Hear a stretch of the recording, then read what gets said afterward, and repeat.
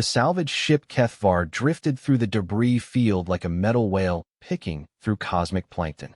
Captain Zoe-Xthala's 4 eyes tracked the scanner readings with growing excitement, her chitinous claws clicking against the control panel.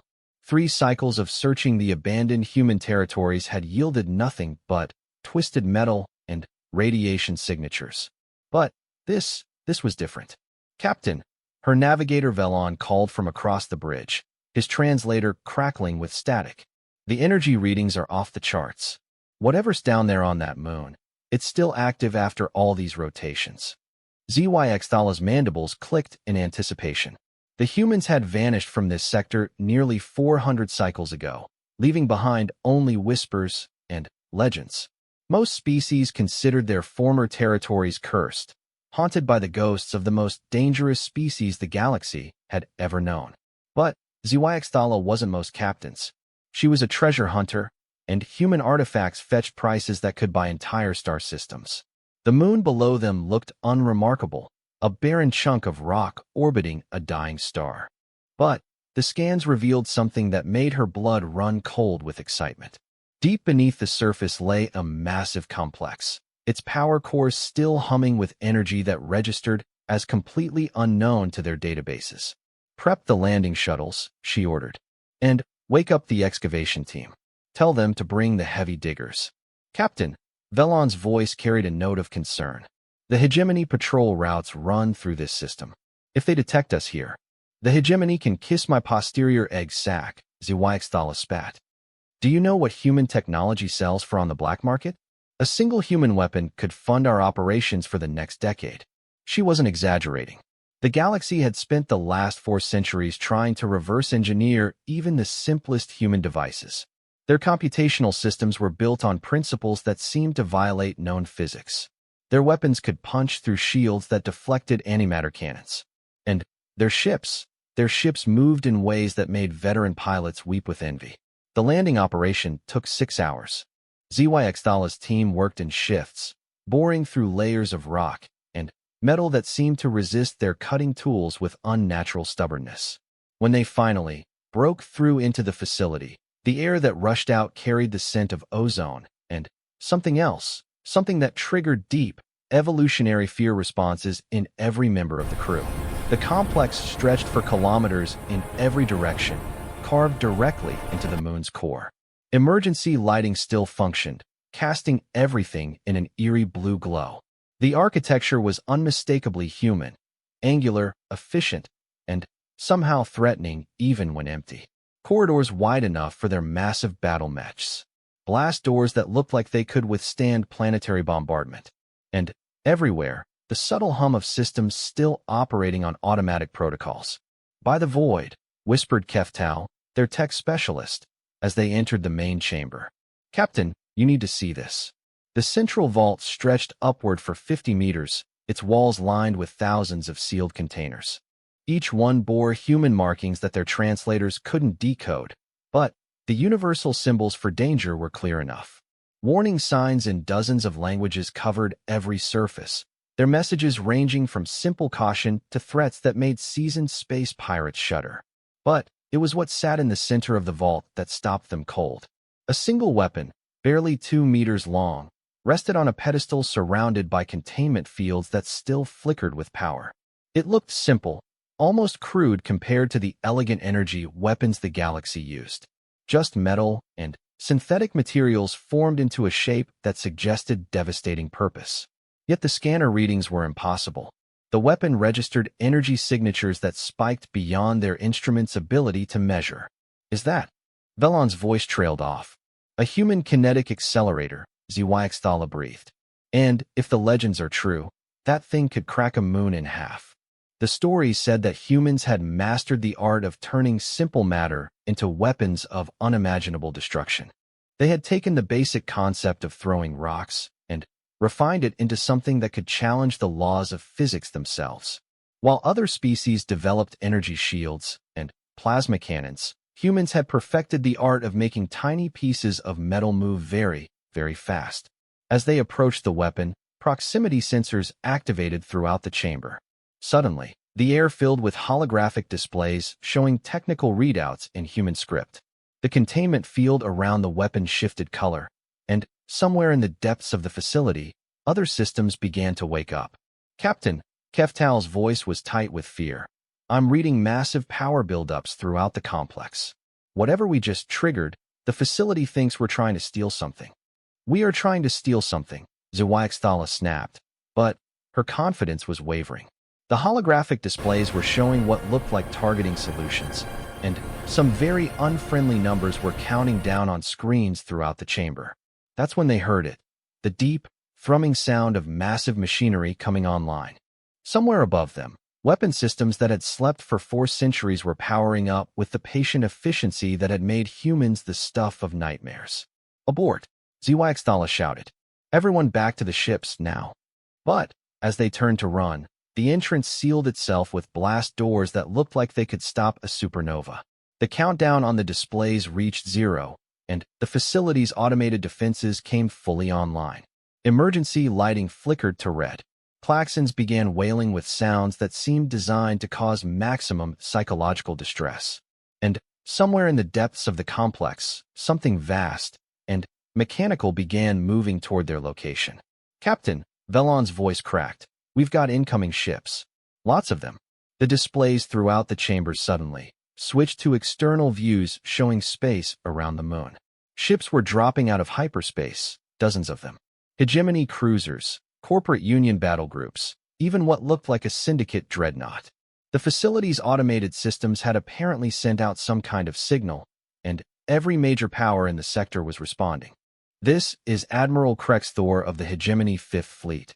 A voice boomed through the facility's communication system. By order of the Galactic Council, this human installation is to be secured immediately. Any civilian vessels in the area will be destroyed without warning. Like hell, Zwaxthala muttered. She turned to her team. Find another way out. There has to be maintenance tunnels, emergency exits, something. I'm not leaving without that weapon. But, even as she spoke, she knew they were trapped.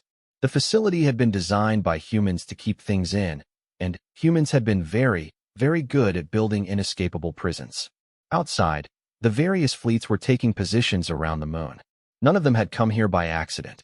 They had all been waiting, watching for someone foolish enough to trigger the facility's defenses.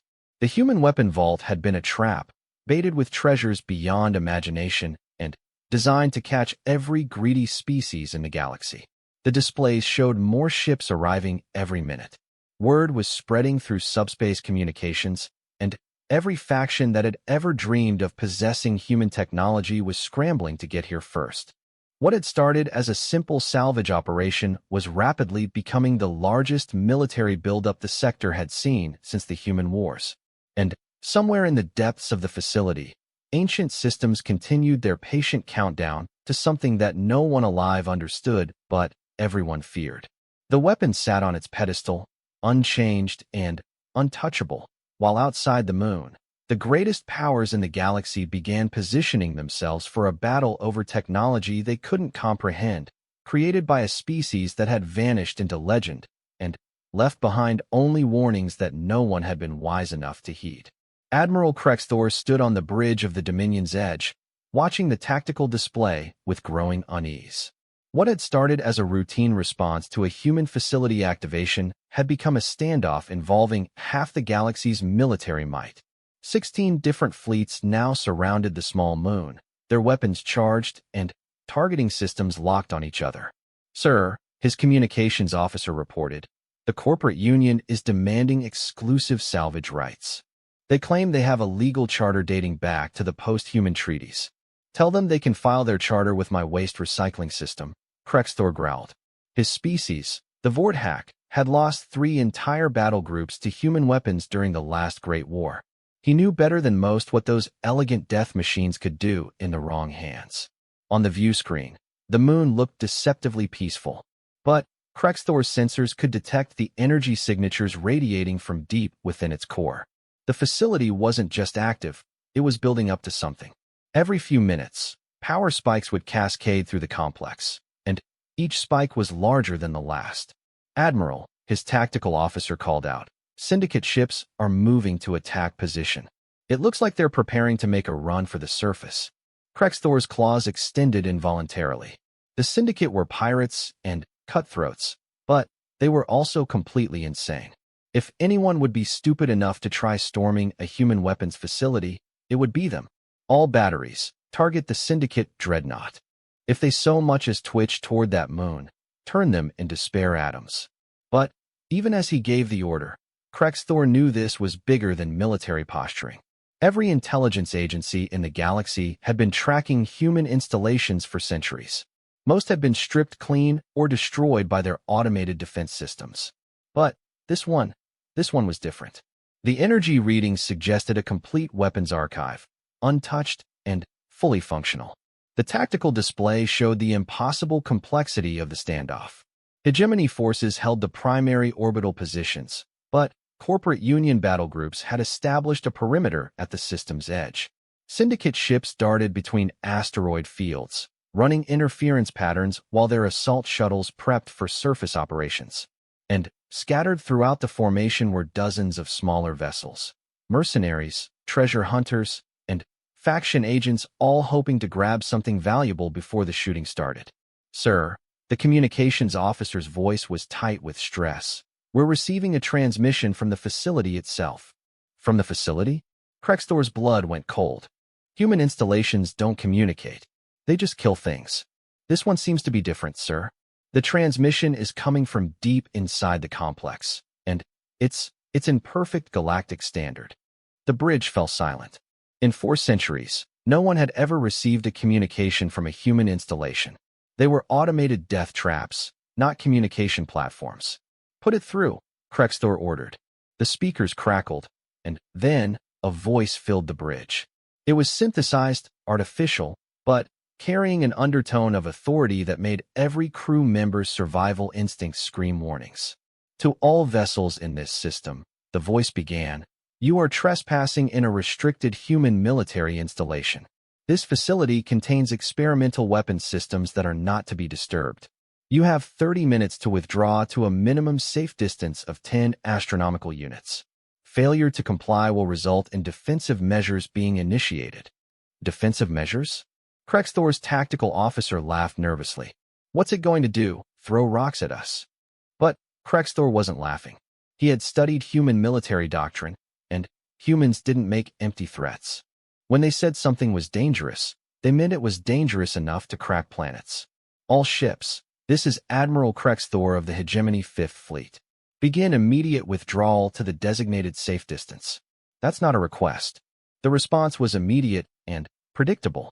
Every other fleet commander started shouting objections over the communication channels.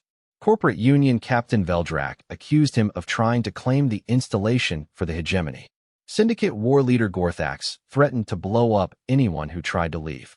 3 different mercenary captains started bidding against each other for exclusive salvage rights. And through it all, the facility's power buildup continued to grow. 25 minutes remaining, the artificial voice announced calmly. Down on the moon's surface, Captain Zwyxthala and her team were discovering just how thoroughly trapped they really were. The blast doors that had sealed them in were made of some kind of human superalloy that laughed at their cutting torches. Worse, the facility's internal defenses were becoming more active by the minute. Automated gun turrets had emerged from hidden compartments, tracking their movements with mechanical precision. "Captain," Keftau called from his position near the weapon, "I'm reading massive energy buildups throughout this entire level. Whatever this thing is designed to do, the facility is preparing to demonstrate it." Zwyxthala studied the weapon on its pedestal. It still looked remarkably simple, just a metal tube with some kind of electromagnetic acceleration system. But the containment fields around it were fluctuating wildly, and the air itself seemed to vibrate with barely contained power. 20 minutes remaining, the facility announced. That's when the first shots were fired. Syndicate War Leader Gorthax had never been known for patience. His assault shuttles broke formation and made a run for the moon's surface, hoping to punch through the defensive grid before anyone could stop them. The Hegemony responded immediately, their particle beams carving through space toward the Syndicate ships. But they never reached their targets. Something erupted from the moon's surface, not a missile or energy beam, but what looked like a stream of metallic projectiles moving at a significant fraction of light speed. They struck the leading syndicate shuttle and simply erased it from existence. One moment it was there. The next there was only expanding plasma and debris. By the void, someone whispered over the communication channels. The metallic stream swept across space like a cutting torch, intercepting every missile and energy beam fired in the engagement. Anything it touched ceased to exist in any meaningful way, and it was just getting started. All vessels, the facility's voice announced, you now have 15 minutes to reach minimum safe distance. Defensive systems are powering up to full operational status. More weapon emplacements were emerging from the moon's surface. Structures that had looked like natural rock formations split open to reveal gun barrels the size of skyscrapers. Energy signatures spiked off the scale as systems that had been dormant for 4 centuries came fully online. Admiral Krexthor made the hardest decision of his military career. All hegemony vessels, emergency withdrawal, maximum burn now. But he wasn't the only one making hard decisions. Corporate Union forces began a fighting retreat, trying to maintain position while staying out of range of the facility's weapons. Mercenary ships scattered in every direction, their captains suddenly remembering pressing engagements elsewhere. And the Syndicate did what they always did when faced with impossible odds. They attacked. For the glory of the Void Kings. Gorthax screamed over the communication channels as his remaining ships dove toward the moon. The facility's response was immediate and devastating. Streams of kinetic projectiles reached out from the surface like fingers of death, tracking and destroying every ship that moved within range. But these weren't just weapons. They were demonstrations of human engineering that bordered on the supernatural. The projectiles changed course in mid-flight, split into multiple warheads, and struck with such precision that they could remove specific components from ships without damaging the rest of the vessel. One Syndicate cruiser found its weapons systems surgically removed while its life support remained intact. Another had its engines carefully extracted, leaving the crew floating helplessly in space, but completely unharmed. It was warfare practiced with the precision of surgery and the efficiency of a machine. Down in the facility, the weapon on the pedestal began to glow. 10 minutes, the facility announced, and now its voice carried a note of something that might have been anticipation. Captain Zhyxthala realized with growing horror that they weren't just trapped in a human weapons facility. They were trapped in the targeting chamber of the largest gun anyone had ever built. And, in 10 minutes, that gun was going to demonstrate exactly why humans had been the most feared species in the galaxy. Outside, ships continued to flee the system as the moon's surface transformed into a fortress that belonged in nightmares. Every weapon that emerged from the rock was larger and more impossible than the last. Energy readings suggested power sources that could fuel entire civilizations. And somewhere deep in the facility's core, something vast and mechanical was counting down to an event that would remind the galaxy why humans had left so many warning signs around their abandoned technology. The standoff was over. Now came the demonstration. The countdown reached 0, and reality hiccuped. Captain Zhyxthala felt the universe shift around her as the weapon on the pedestal activated. The simple metal tube didn't fire in any way she understood. Instead, it seemed to reach out and gently touch space itself, showing it a different way to behave. The containment field collapsed inward, then exploded outward, carrying with it energies that her instruments couldn't identify and her mind couldn't process. Above them, the moon's surface split open like a flower blooming in fast motion. The weapon emplacements that had seemed impossibly large were revealed to be merely the focusing arrays for something much, much bigger. The entire moon was the gun, and what they had been fighting over was just the trigger. Admiral Krexthor watched from 10 astronomical units away as the small moon transformed into something that shouldn't have been able to exist. His sensors screamed warnings about gravitational anomalies, space-time distortions, and energy readings that simply displayed as error messages. Whatever the humans had built here, it operated on principles that the galaxy's best scientists insisted were impossible. "Sir," his communications officer reported in a voice tight with controlled panic, "I'm receiving data streams from the facility. It's It's a complete technical manual for every piece of human military technology ever developed. Krexthor's blood went cold. Are you certain? Yes, sir. Weapons specifications, manufacturing processes, tactical deployment guides, everything. And it's broadcasting on all frequencies to every ship in the system. That was when Krexthor understood the real trap. The humans hadn't just left behind a weapons facility. They had left behind a test, and everyone had failed it spectacularly. The data streams flooding through subspace were immediately intercepted by every intelligence agency in the galaxy. Within minutes, the information was being analyzed, copied, and distributed through channels that existed specifically to prevent any one faction from gaining technological advantages. The humans had just given everyone the secrets to their weapons technology, ensuring that no single species could dominate the others. But that wasn't the end of the demonstration. The moon's primary weapon fired. What emerged wasn't a projectile in any conventional sense. It was a carefully controlled rearrangement of local space-time that selected a specific asteroid 3 light-years away and politely suggested that it should cease to exist. The asteroid, apparently agreeing with this assessment, promptly converted its entire mass to energy in a burst of radiation that would be visible to astronomers for the next 1,000 years. The message was clear. Humans had possessed weapons that could destroy targets anywhere in the galaxy with perfect precision, and they had chosen not to use them. Down in the facility, Captain HFY and her team found themselves bathed in a gentle blue light as the chamber's systems powered down. The weapon on the pedestal had gone dark, its purpose fulfilled. Blast doors throughout the complex began opening with the patient efficiency of mechanisms that had been waiting centuries for this moment. "Attention, all personnel," the facility's artificial voice announced, and now it carried a distinctly human accent that made everyone's translator system struggle. "The demonstration phase has concluded. You are now free to examine the archived materials at your leisure. Please note that all weapon systems have been permanently disabled, and all manufacturing equipment has been rendered inoperable. This facility now serves as a museum and research center only." Emergency lighting shifted to a warm white that was somehow less threatening. Display cases throughout the vault began illuminating, revealing thousands of human artifacts that ranged from simple tools to devices that hurt to look at directly. And, in the center of it all, a new holographic display activated, showing the image of a human female in some kind of military uniform. "Greetings," the hologram said, speaking in perfect galactic standard. "My name is Dr. Sarah Chan, and if you're seeing this message, it means that someone has finally triggered our little demonstration. By now, you're probably wondering why we went to all this trouble." The hologram gestured to the weapons around them.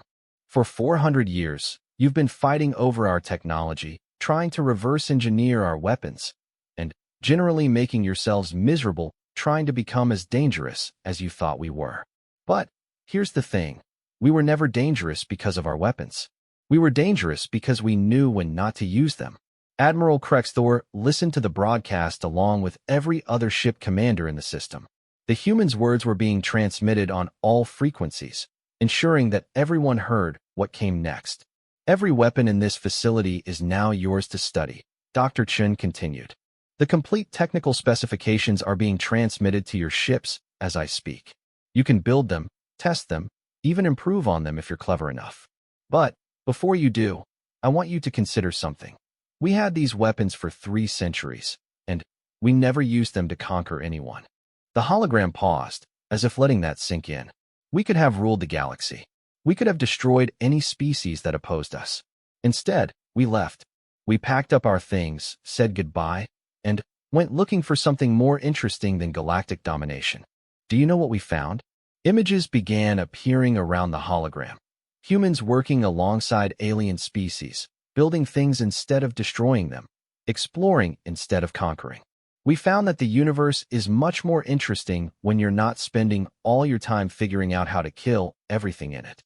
Captain HFY stared at the display showing human colonies that existed somewhere beyond the galaxy's edge, working with species that no one had ever seen before. "We're out there, past the rim, building something amazing. And when you're ready, when you've learned to use these toys responsibly, you're welcome to come find us." The transmission ended, leaving the facility's systems running on automatic. Every ship in the system now had complete technical specifications for weapons that could reshape the balance of galactic power. But they also had something else, the knowledge that the humans had possessed these weapons all along and had chosen to be neighbors instead of overlords. Over the following days, as diplomatic teams and research groups descended on the facility, patterns began to emerge. The human technology was sophisticated beyond belief, but it was also clearly designed with safeguards and limitations. The weapons were powerful enough to end wars, but they were also built in ways that made them difficult to use for aggressive expansion. They were tools for ending conflicts, not starting them. Admiral Krexthor spent 3 days in the facility's archives, studying tactical manuals that read more like philosophy texts. Human military doctrine was built around the concept of decisive response, overwhelming force applied with surgical precision to end conflicts as quickly as possible. They had never developed strategies for prolonged occupation or resource extraction because they had never planned to stay anywhere they weren't welcome. Captain Zhuangxtala found herself in the economic analysis section, reading reports that explained how humans had calculated the actual cost of galactic domination. They had determined that conquering the galaxy would require more resources than the galaxy actually contained, making it a fundamentally unprofitable venture. They had looked at the mathematics of empire and decided that exploration was a better investment. The weapon that had started it all, the simple kinetic accelerator that had triggered the demonstration, turned out to be a training device designed to teach alien species about human military philosophy. It was powerful enough to be impressive, but useless enough to be safe. The real lesson was in everything that surrounded it. As the various fleets began to withdraw from the system, carrying with them technology that would reshape the galaxy's military balance, one fact became clear. The humans had just played the longest practical joke in galactic history. They had spent 4 centuries letting everyone fight over their scraps, while they were busy building something incomparably larger somewhere else. The facility continued to operate as a research center and museum, welcoming visitors from across the galaxy who came to study human technology and philosophy. And sometimes, late at night when the facility was quiet, its artificial intelligence would access long-range communications arrays and send brief messages toward the galactic rim, reporting on the progress of various species toward the kind of wisdom that might qualify them for contact with whatever the humans had become. The war over human weapons was over before it began, ended by a species that had learned the most important military lesson of all. Sometimes the best way to win is not to play the game everyone else thinks they're playing. And somewhere beyond the galaxy's edge, in colonies built among stars that had never seen conflict, humans continued their real work of exploring the universe, occasionally pausing to check the messages from their old neighborhood, and wondering when their former neighbors might be ready to stop fighting over the past and start building the future.